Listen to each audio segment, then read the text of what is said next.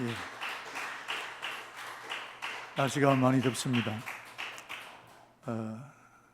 아침을 맞이하면 오늘이 제일 더운 것 같고 그런 날마다 보내고 있는데 오늘 또 주일을 맞이해서 또 건강한 모습으로 이렇게 만나게 돼서 감사합니다. 자, 옆 사람하고 집사님 너무 반갑습니다. 사랑합니다. 축복합니다.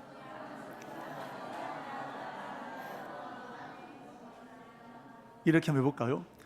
집사님 보니까 하나님 보는 것 같습니다.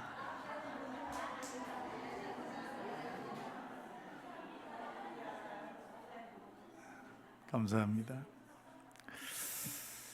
우리나라 국민들이 제일 존경하는 지도자가 있는데 이순신 장군입니다. 나라가 위기를 만날 때 자기 생명을 돌보지 않고 나가서 싸웠기 때문입니다. 몇 년 전에 명량해전이라는 영화 보셨죠? 거기 뭐가 나옵니까? 폐하 아직 신에게는 좀 나와야 되는데 12척의 배가 남아 있습니다. 기억나시죠? 그래가지고 그 배를 가지고 300척이 넘는 일본 배를 다 침몰시켰다는 겁니다. 이 일은 해전 역사에 찾아보기 어렵다라고 합니다. 그때 또 유명한 말씀을 하셨는데 필생적사, 필사적생, 살고자 하면 죽고 죽고자 하면 산다라는 말이 있습니다.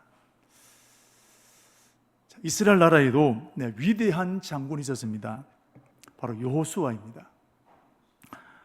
여호수아는 이스라엘 백성들을 가나안 땅으로 인도하게 되었는데 가나안 땅에 그냥 가면 되는 게 아닙니다. 거기 있는 사람들과 싸워서 이겨야 됩니다. 그런데 이스라엘 백성들은 400년 동안 전쟁과는 상관없는 노예 생활을 했습니다. 그런데 가나안 땅에 살고 있는 사람들은 지금까지 살아오는 동안에 수많은 전쟁을 하고 이겼던 사람들입니다. 이스라엘 백성들보다 키도 크고 무기도 월등히 뛰어납니다. 자, 놀라운 것은 그럼에도 불구하고 여호수아가 이 전쟁을 할 때마다 한 번도 지지 않고 그 전쟁을 승리했다는 사실입니다.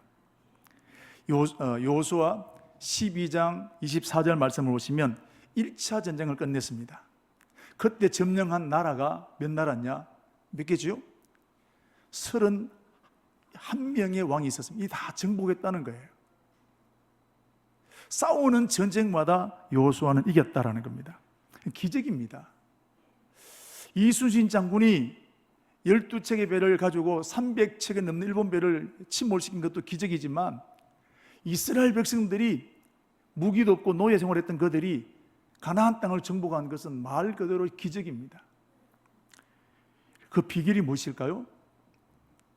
이스라엘 백성 뒤에는 하나님이 계신 거예요. 하나님이 길을 여니까 그 누구도 막을 수가 없었다는 사실입니다. 여러분, 하나님이 함께 하시면 승리할 줄로 믿습니다. 그런데 하나님의 약속이라고 하면 저절로 되어지는 것 아닙니다. 수고 없이 되는 것 아닙니다. 수많은 방해들, 수많은 난관들이 있습니다. 내 능력으로 감당할 수 없는 문제를 만나게 됩니다. 포기하고 싶습니다. 주저앉고 싶습니다. 그러나 이것과 싸워야 되는 겁니다. 우리가 믿음으로 싸우면 하나님께서 여호수아처럼 승리하게 하실 줄로 믿습니다. 여러분, 지금 포기하고 싶은 분 있으신가요? 여러분, 싸우십시오. 하나님이 반드시 승리로 이끌어 주실 줄로 믿습니다. 자, 여호수아는 이렇게 가나안 땅을 다 정복을 했습니다. 그 다음에 하는 일이 뭐냐면 땅을 분배하는 것입니다.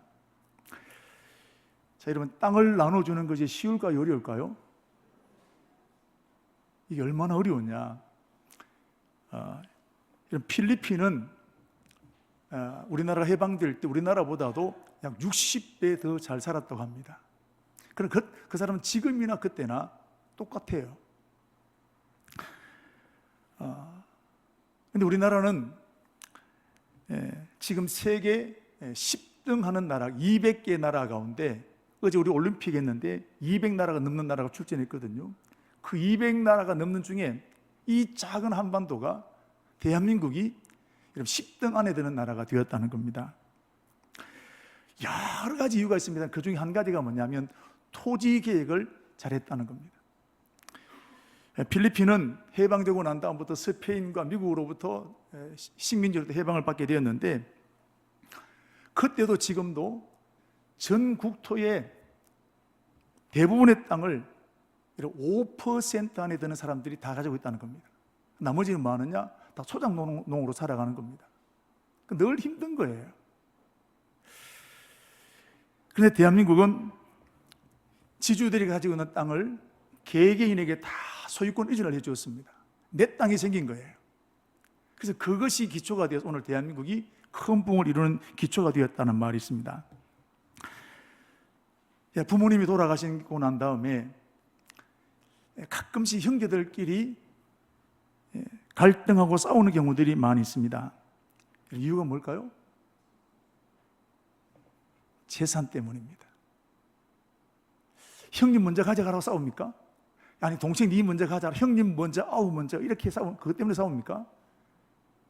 내가 더 좋은 땅을 찾아야, 형님은 받아 공부시키지 않았냐? 형님은 그때 집 팔아 가지 않았냐?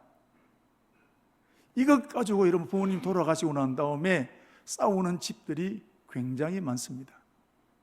저희 시골에도 어렸을 때 제가 잘 몰랐는데 같은 담 치고 옆집으로 살아갑니다. 그 형님이 싸우고 밑에 또 동생이 삽니다. 근데 그 집이 말도 안 하고 지내는 거예요. 형제간입니다. 이유가 뭘까요? 유산 때문입니다. 그러니까 자기만 그런 게 아니라 그 밑에 딸린 식구들, 자녀들까지 말 안 하고 지내는 거예요. 남보다 더 못한 겁니다. 땅을 나눈다는 것은 정말로 쉽지 않습니다. 이제 싸울 때는 이스라엘 백성들도 서로 싸우는 것은 한 마음이 되었습니다만, 땅을 나눌 때는 우리 지파가 좋은 땅을 차지해야지, 우리가 노른자를 차지해야지, 우리가 넓은 땅을 차지해야지, 다 욕심이 생기게 되는 겁니다. 그런데 여호수아는 이 꼬이고 갈등이 일어날 수 있는 이 재산 문제에 대해서 아무런 갈등 없이 이 문제를 잘 마무리하게 되었습니다. 비결이 뭐냐면 하나님이 지혜를 주신 거예요. 그 지혜가 뭐냐면 제비뽑을 하는 겁니다. 땅을 다 점령하고 난 다음에 제비뽑기 하는 겁니다. 그래서 여러분 그 문제를 깨끗하게 정리되었고, 여호수아는 행정적으로 또 군대적으로 뛰어난 지도자였던 것을 볼 수 있습니다. 자, 그렇다면 이 위대한 지도자 여호수아는 어떤 사람이냐? 오늘 이제 이 역대상 7장을 보게 되면 여호수아가 어느 집안 사람인지를 쭉 설명해 주고 있습니다. 오늘 27절 말씀 보면 여호수아는 눈의 아들이다 그랬습니다. 그가 속해 있는 지파는 에브라임 지파라 그랬습니다. 이스라엘 나라는 12지파로 세워진 나라입니다. 12지파는 뭐냐면 야곱이라는 사람에게 아들이 12 있었습니다. 그 12아들이 결국 12지파로 세워지게 되는데, 여호수아가 속한 이 에브라임 지파는 12지파에 포함될 수 있는 사람이 아니란 말이죠. 왜냐하면 에브라임은 야곱의 아들이 아니라 뭘까요? 손자입니다. 요셉의 아들입니다. 손자는 12지파에 포함되는 게 아니란 말이죠. 그런데 12지파에 이 에브라임 지파가 포함이 되었습니다. 이유는 뭐냐? 아버지 때문입니다. 그의 아버지가 요셉인데, 요셉은 이 이스라엘 그 야곱의 집안이 7년 기근으로 인해서 굶어 죽을 위기를 만나게 됩니다. 그때 요셉은 애굽 나라의 총리가 되었었는데, 자기 집안에 있는 아버지 모든 식구들을 데려다가 애굽에 살게 만들었습니다. 그리고 그 흉년의 과정을 잘 지내게 해 주었습니다. 그래서 야곱이 세상을 떠나게 될 때 요셉에게는 다른 형제들보다 2배의 축복을 줍니다. 자, 그 2배의 축복이 뭐냐면 요셉에게 아들이 둘이 있었는데 므낫세와 에브라임이 있었습니다. 이 두 아들이 12지파에 속하게 되는 축복을 주었다, 이 말씀입니다. 자, 에브라임은 므낫세의 동생입니다. 요셉에게 두 아들 므낫세도 있었고 에브라임도 있었는데 에브라임은 동생입니다. 그런데 형님보다도 동생 에브라임이 큰 복을 받게 되었다는 것입니다. 사랑하는 우리 성도 여러분, 부모가 믿음으로 살면 자녀들이 복을 받게 될 줄로 믿습니다. 출애굽기 20장을 보시면 나의 계명을 지키고 순종하는 사람에게 1000대까지 복을 베푸신다 그랬습니다. 우리 부모 여러분, 여러분은 축복의 통로인 것을 기억하십시오. 여러분이 믿음으로 살면 내가 내 생명보다 더 귀하게 여기는 자녀들이 복을 받게 될 줄로 믿습니다. 여러분들 때문에 우리 자녀들이 복을 받게 되기를 주의 이름으로 축복합니다. 야곱으로부터 큰 축복, 2배의 축복을 받았던 에브라임은 어떻게 되었을까요? 크게 번성했습니다. 오늘 20절, 21절 말씀을 보시면 가드로 내려갔다라는 말이 나옵니다. 왜냐하면 짐승을 빼앗기 위해서 그랬습니다. 가드를 공격할 만큼 번성했다 이 말입니다. 그런데 이렇게 크게 번성하게 되었을 때 큰 낭패를 만나게 되었는데, 이런 가드에 왜 쳐들어갔을까? 가드에 쳐들어갔다가 몰살당할 위기를 만납니다. 자, 21절 말씀 보시면 에브라임의 대가 끊어지게 됩니다.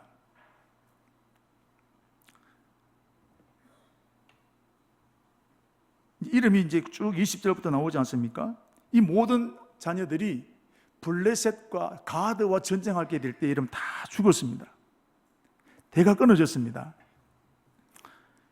왜 가드로 쳐들어갔느냐? 아까 말씀드린 대로 가드에 살고 있는 사람들의 짐승이, 재산이 아주 좋은 게 많은 겁니다. 값진 게 많은 거예요. 그거 빼앗으러 쳐들어갔다가 몰살 위기를 만나게 되었습니다. 자, 여러분, 가드가 어떤 나라냐? 가드는 거인들이 살고 있는 동네입니다. 자, 여러분, 골리앗 우리 아시지요? 자, 골리앗이 가드 사람입니다. 역대 사무엘상 7장 14절 보십시오. 골리앗은 가드 사람이라. 자, 그리고 골리앗의 장군이 라흠이라는 사람인데 역대상 10장 5절 말씀에 오게 되면 라흠이도 창자루가 배틀채 같았다 그랬습니다. 거인이다라는 겁니다.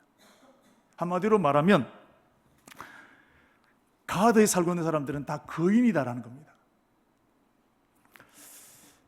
자, 우리 일반 사람들이 이런 조폭과 싸우려고 할까요? 아니면 피할까요? 좀 싸워보지요. 피하려고 합니다. 싸워보면 내가 피해를 입거든요. 마찬가지로 이 가드 사람은 거인입니다. 그 주변 사람들이 싸우려고 할까요? 안 할까요? 피합니다. 그런데 에브라임 지파는 가드를 쳐들어갔습니다. 쳐들어온 게 아니라 자기가 쳐들어갔어요. 가드 사람이 어떤 사람인지 몰라서 쳐들어갔을까요? 거인인지 안다는 말입니다. 그런데 왜 쳐들어갔느냐?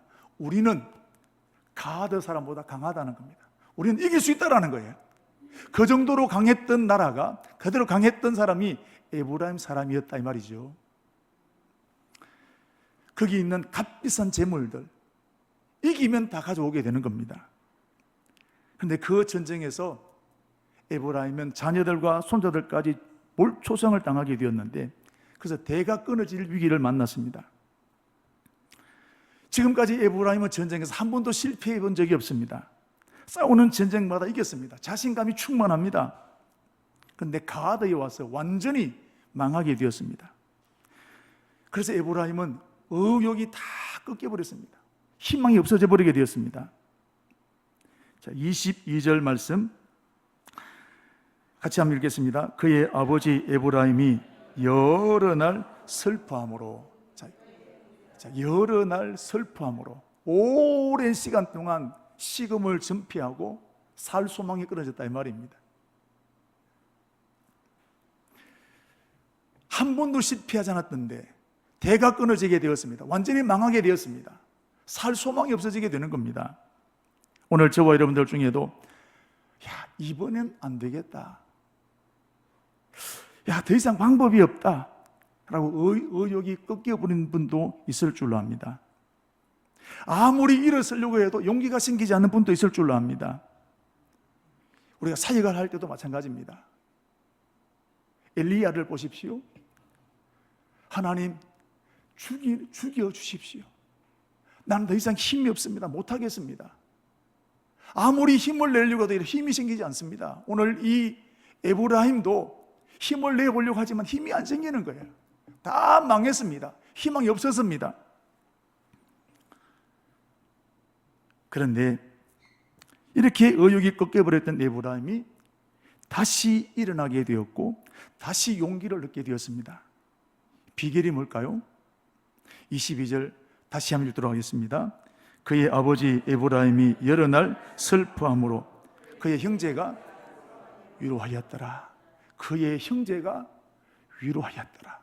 날개가 꺾이고 의욕이 다 끊어버린 그 에브라임을 찾아가서 형제들이 위로했다 이 말씀입니다. 사람이 큰 상처를 받게 되면 다 의욕이 사라지게 됩니다.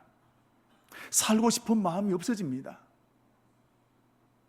내가 일어서야지 마음은 생기는데 몸이 따라주지 않습니다. 그런데 여러분, 이런 사람을 다시 일으켜 세울 수 있는 비법이 있습니다. 그건 위로입니다. 사람의 위로입니다. 할렐루야. 위로받으면 일어나는 거예요. 위로받으면 셈이 생기게 되는 것입니다. 위로는 사람을 세우는데 최고의 보약입니다. 여러분, 나오미라는 사람을 보십시오. 좀 잘 살려고, 성공해 보려고 모압 땅으로 이민을 갔습니다. 10년 만에 남편, 아들 다 죽었습니다. 믿었던 돈도 다 없어지게 되었습니다. 알거지가 되었는데 살 소망이 사라졌습니다. 그때 루시라는 며느리가 이런 말을 합니다.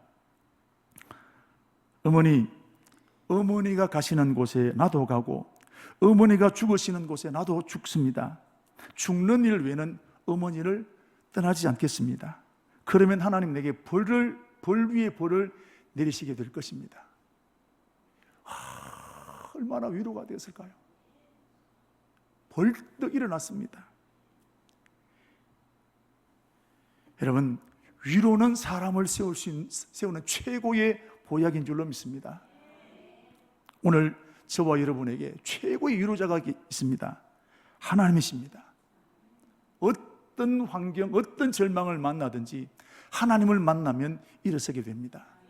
엘리야를 보십시오. 죽여주십시오. 나는 못하겠습니다. 그랬던 엘리야가 하나님을 만나고 난 다음에 새 힘을 얻게 됩니다. 우리 수가성 여인을 보십시오. 살 희망이 끊어지게 되는데 우물가에 찾아오셨던 그 예수님을 만나고 난 다음에 기쁨이 충만하게 된 것입니다. 하나님이 위로를 받게 되면 일어서는 힘이 생기게 되는 것입니다. 오늘 저와 여러분을 다시 일으켜 세우실 줄로 믿습니다. 오늘 이 축복이 저와 일어나게 되기를 바랍니다. 어떤 낙심과 어떤 절망이 그러나 주님이 내게 찾아오시면 일어설 수 있는 셈이 생기게 될 줄로 믿습니다. 그런데 사람들은 이렇게 실패하고 넘어져 있을 때 어떻게 할까요? 그동안 하지 못했던 말을 그때 합니다. 비난의 말을 쏟아내고 그럴 줄 알았다. 그동안 말 못했던 얘기를 그때 다 합니다. 특별히 이때 예수 믿는 사람들이 많이 한 경우가 있습니다. 정답을 얘기해요. 기도 안 해서 그렇다.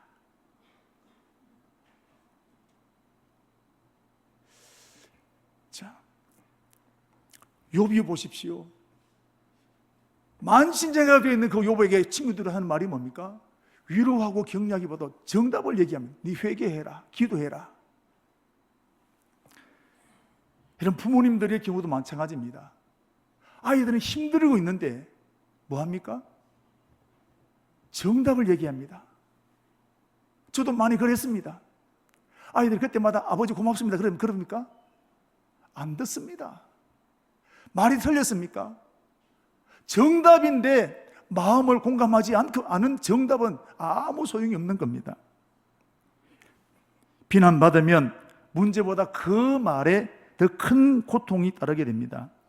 여러분, 정답을 들으면 힘이 날까요? 욥을 한번 보십시오.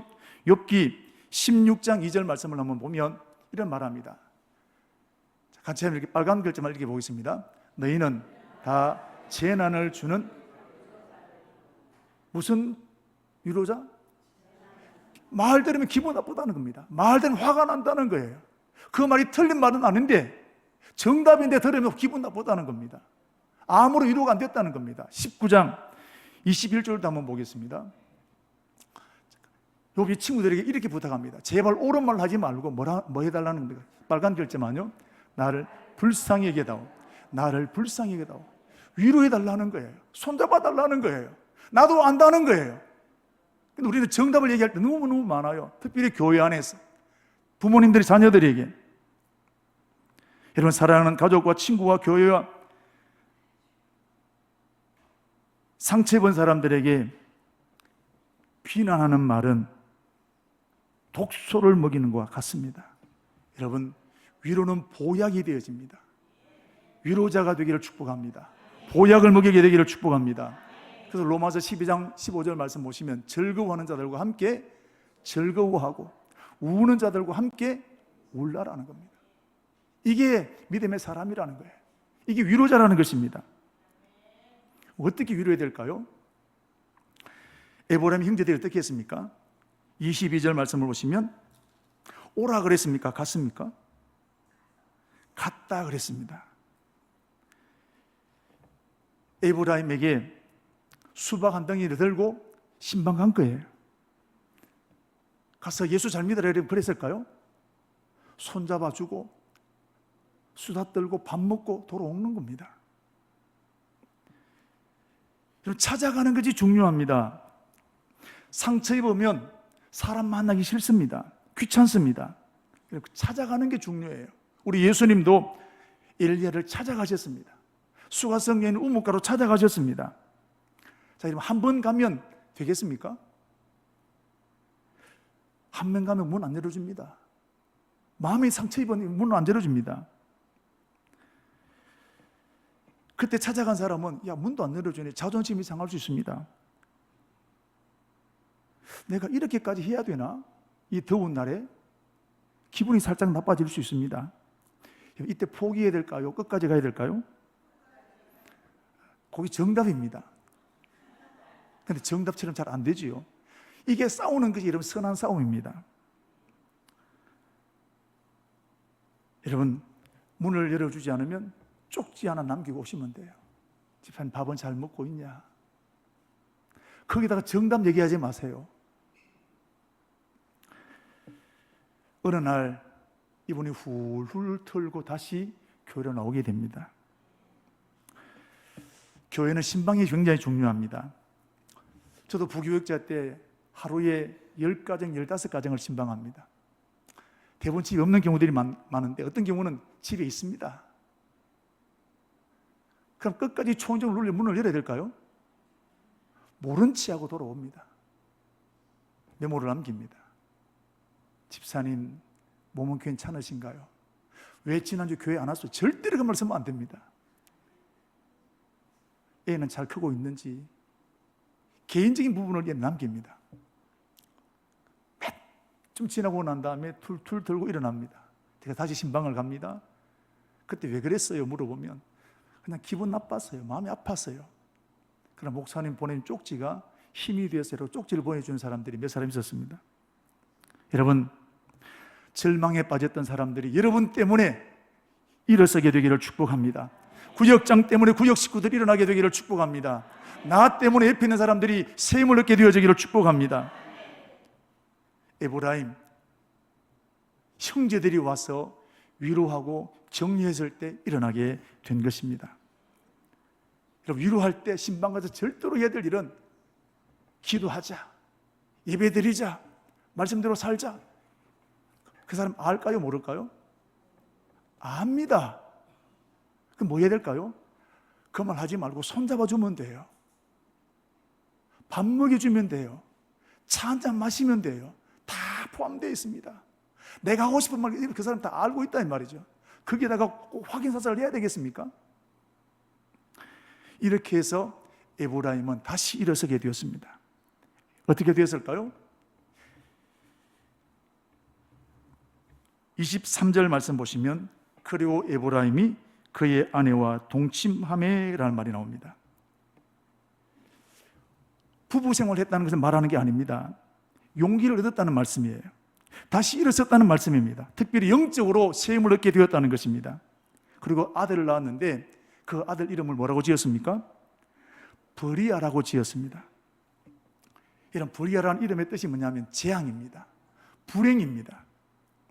이렇게 귀하게 얻은 아들인데 이름을 이따위로 지어야 되겠습니까? 그럼 여기에는 에브라임의 위대한 신앙의 결단과 각오가 있습니다.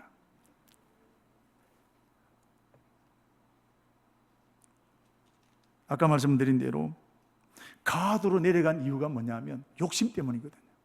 탐심 때문입니다. 다시는 욕심을 부리지 않고 오직 믿음으로 살겠습니다는 결단이 담겨있는 이름의 뜻이 브리아라는 것입니다. 여러분, 형제들의 위로가 에브라임을 완전히 새로운 사람으로 만들어 놓았던 것입니다. 여러분과 저의 위로가 낙심에 빠진 사람들을 일으켜 세울 줄로 믿습니다. 자, 오늘 에브라임은 이 브리아를 어떻게 키웠을까요? 대가 끊어질 뻔했다가 얻게 된 아들 브리아입니다. 에브라임은 한번 실패했던 적이 있습니다. 욕심을 따라, 재산 따라, 물질 따라 살려고 했다가 실패했습니다. 이 실패를 통해서 하나님을 제대로 만났습니다. 완전히 새 사람 되었습니다. 믿음의 사람으로 완전히 변화되어졌습니다. 그리고 그 귀하게 얻은 아들 이름을 브리아, 재앙이다, 불행이라고 이런 뜻을 짓게 된 것은 내가 이 마음 결심을 절대로 놓지 않겠다는 결심입니다. 자, 그런데 여러분, 이런 어떻게 되었을까요? 몇 대가 지나고 난 다음에 7대, 8대가 지나고 난 다음에 이 에브라임 브리아 집안에 누가 태어났습니까? 여호수아가 태어나게 된 거예요. 가장 이스라엘 가운데 위대했던 여호수아가 이 집안에서 태어나게 되었다는 사실입니다. 여러분, 이 축복 있기를 바랍니다. 여러분, 누구나 실패할 수 있습니다. 누구나 넘어질 수 있습니다. 그런데 절대로 실패가 실패로 끝나게 해서는 안 됩니다. 이때 믿음으로 결단하고 일어서야 될 줄로 믿습니다. 그러면 하나님은 생각지 못했던 새길 여호수아를 오늘 우리 가운데로 열어놓으실 줄로 믿습니다. 오늘 이 시간 에브라임처럼 결단하게 되기를 축복합니다. 여호수아가 성경에 맨 처음 나올 때가 언제냐면 출애굽기 17장 아말렉과의 전쟁 때 나옵니다. 아말렉 군대가 이스라엘 나라를 기습으로 쳐들어왔습니다. 자, 이때 이 싸움을 진두지휘했던 사람이 누구냐면 여호수아입니다. 여호수아는 아직 청년입니다. 청년 여호수아에게 이 책임을 맡긴 거예요. 특별히 이때 상황을 보시면 이스라엘 백성들이 몰살당할 위기를 만납니다. 얼마나 다급했던지 여호수아가 아론과 훌을 데리고 산에 올라가서 하나님께 기도합니다. 이길 방법이 없다는 겁니다. 비상시대가 되었는데 이 급박한 전쟁에 책임자를 누구를 맡겼느냐? 여호수아를 맡긴 거예요. 왜요? 사람이 없어서 맡겼을까요? 왜 모세는 젊디 젊은 청년 여호수아에게 이 전쟁의 책임을 맡겼을까요? 가장 믿을만 했다는 거예요. 가장 신뢰할 만했다는 거예요.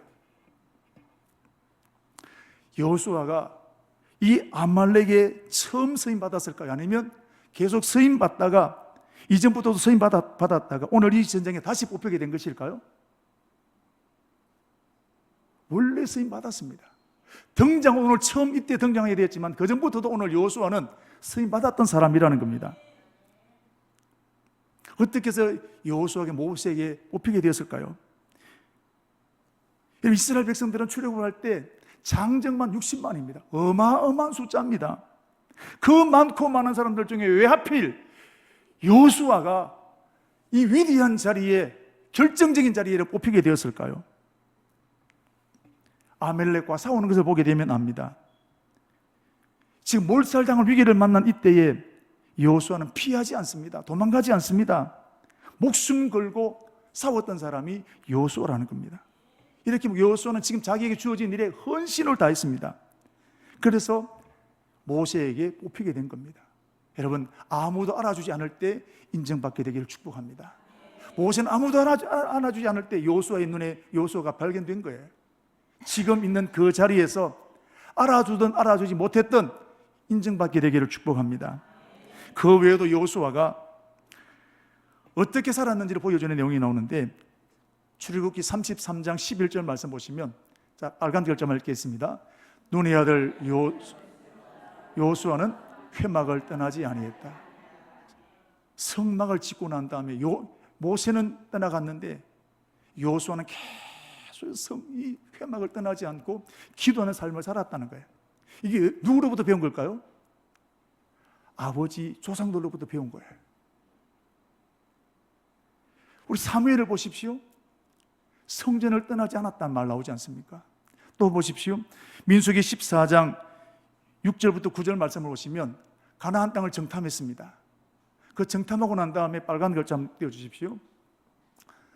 모든 사람이 안 된다, 가면 우리 죽는다 그래서 뭐라 하는지 한번 보십시오. 시작. 여호와께서 우리를 기뻐하시면 우리를 그 땅으로 인도하여 들이시고 그 땅을 우리에게 주시리라. 이는 과연 젖과 꿀이는 가나안 땅이라. 그들은 우리의 밥이라 그랬습니다. 모든 사람이 포기하고 안 된다 할 때 오늘 여호수아와 갈렙은 우리는 가면 된다, 하나님 함께 하신다, 이렇게 오늘 여호수아가 헌신된 사람입니다. 자, 그러면 여호수아의 이런 신앙 어디서부터 온 것일까요? 브리아입니다. 브리아는 아버지 에브라임으로부터 탐심을 부리다가 우리 가정이 쫄딱 망한 것을 들었습니다. 자기 이름을 왜 많고 많은 이름들 중에 불행, 재앙이라는 브리아라는 이름을 짓게 되었는지 아버지로부터 들었습니다. 아픈 상처입니다. 그런데 오늘 브리아는 그 상처를 믿음으로 결단했습니다. 다시는 내 가문에서, 우리의 가문에서 이런 저주가 일어나지 않아야 되겠다고 결심했습니다. 그리고 자신을 비롯해 온 가족들에게 철저하게 신앙 훈련을 가르쳤습니다. 그 신앙 훈련이 7대 8대를 내려온 동안에 흐려지지 아니하고 여호수아가 일어나게 된 것입니다.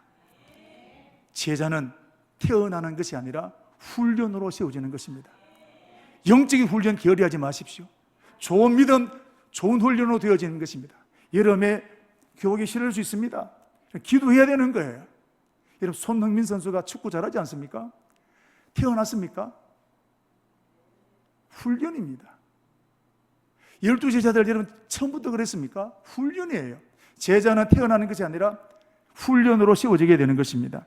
여러분, 영적 훈련 힘들어서 감당해 나가는 축복이 있기를 바랍니다. 여호수아가 된 것은 어떻게 하다 보니까 된 게 아닙니다. 운이 좋아서 된 것 아닙니다. 아버지 조상들 브리아가 이렇게 신앙을 위해서 자기 생명을 걸고 가르쳤기 때문에 그렇습니다. 대가 끊어질 위기를 만난 에브라임 가정이 하나님을 만나고 결단하게 되었을 때 여호수아 같은 인물이 세워지게 된 것입니다. 여러분, 끝이 아닙니다. 끝이 아닙니다.